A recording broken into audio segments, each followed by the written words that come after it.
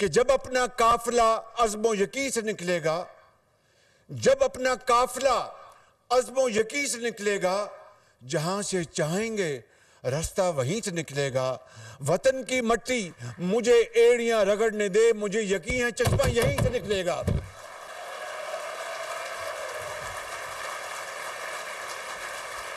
تو خیبر پختونخوا کے عظیم فرزندوں، قوم کے عظیم بیٹوں اور بیٹیوں، میں آپ سے آپ کی خدمت میں بڑی انکساری کے ساتھ میں یہ عرض کرنا چاہتا ہوں، معافی چاہتا ہوں، میرے مکے سے وہ مائک بند ہو گیا ہے۔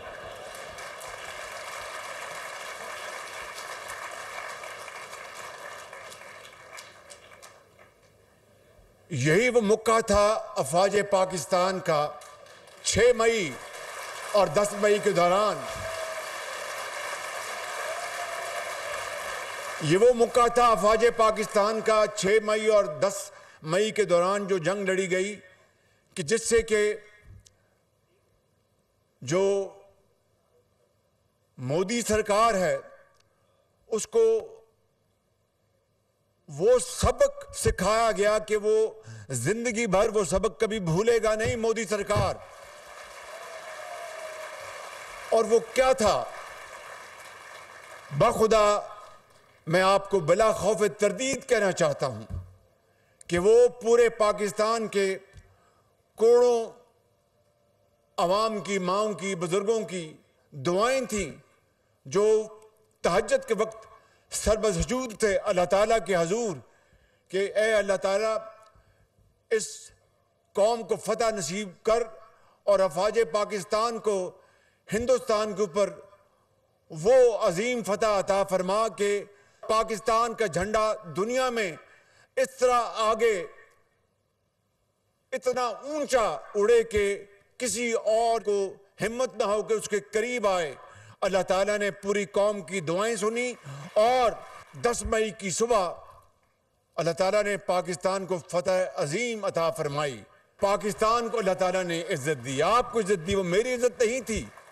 وہ پاکستان کی عزت تھی۔ اور وہ کس طرح ہوئی کہ اس مارکے میں، جس کو مارکے حق کہتے ہیں، اس میں افواج پاکستان نے آپ کی قوم کی دعاؤں سے وہ مارکا حاصل کیا، وہ فتح حاصل کی کہ دلی سے لے کے بامبے تک اور بنگال سے لے کر وہ گجرات تک ہندوستان یہ شکست کبھی فراموش نہیں کر سکے گا۔ اور یہ وہ عزت ہے پاکستان کو ملی جو آج پوری دنیا میں آج اس کی تکریم اور اس کا احترام کیا جاتا ہے، چاہے وہ دوست ممالک ہوں، برادر ممالک بہت خوش اور دشمن جو ہیں وہ حیران ہیں۔ اور وہی F-17 تھنڈر جہاز جس میں ہوائی فوج کی پوری انوویشن، وہی الفتح میزائل جو ہماری بڑی فوج نے جو داغے ہندوستان کے اندر، یہ میں آپ کو بڑی ایمانداری سے بتا رہا ہوں کہ اللہ تعالیٰ کا بے پایاں فضل و کرم تھا اور آپ کی دعائیں تھی پوری قوم کی اور افواج پاکستان کی، وہ بہادر و شجاعت جس نے قیامت تک انشاءاللہ اس فتح کو وہ تاریخ اور تاریخ دان یاد کرتے رہیں گے۔ تو میں سمجھتا ہوں کہ آج میں آپ اپنے قوم کے عظیم بچوں اور بچیوں کی خدمت میں یہ کہنے آیا ہوں کہ یہ لیپ ٹاپ،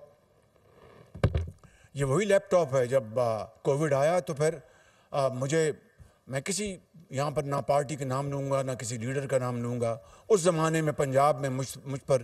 نشتر چلائے جاتے تھے کہ لیپ ٹاپ شہباز شریف اسٹوڈنٹس کو رشوت کے طور پر دے رہا ہے۔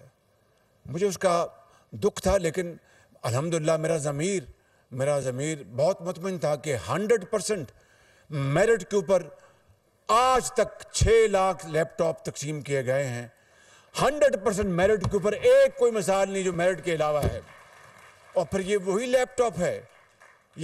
ٹاپ ہے جب کووڈ آیا تو ہمارے ان عظیم بچوں اور بچیوں نے نہ صرف اسی لیپ ٹاپ سے تعلیم جو ریموٹ ایجوکیشن وہ حاصل کرتے رہے، اس کو آڑے نہیں آنے دیا کووڈ کی بیماری کو۔ آج میں سمجھتا ہوں کہ اس لیپ ٹاپس کے ذریعے ہزاروں بچے اور بچیاں، اگر لاکھوں نہیں، ہزاروں بچے اور بچیاں آج وہ جناب اس ہنر کے ذریعے اپنی بڑی عزت کے ساتھ اپنی جناب اپنا انکم کماتے ہیں اور پاکستان کی ایکسپورٹس میں اضافہ کرتے ہیں through soft where package and all that. تو میں سمجھتا ہوں کہ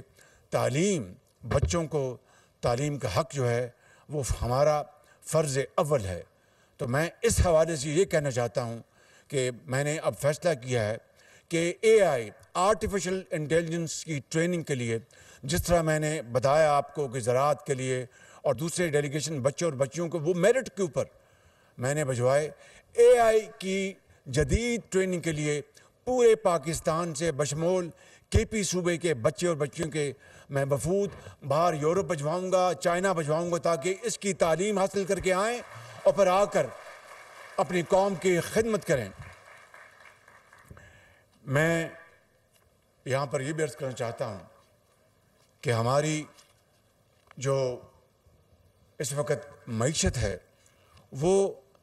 منجدار سے نکل آئی ہے. ہچکولے کھا رہی تھی 2023-24 میں،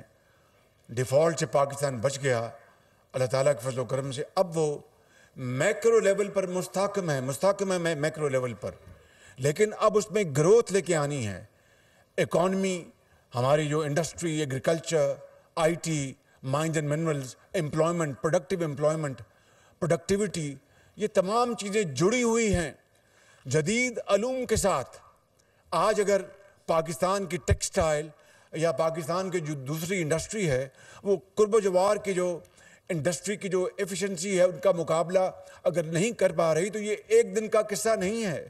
یہ دہائیوں کا سفر ہے جو ہم نے خواب خرگوش میں اپنا ضائع کر دیا. مگر جو ہو گیا I mean there's no point in crying over this unspilled milk.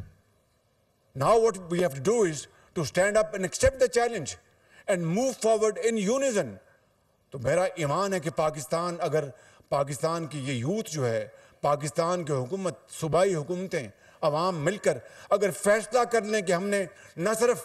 ماضی کے نقصانات کا خاتمہ کرنا ہے بلکہ اب آگے چل کر ہم نے باقی قوموں سے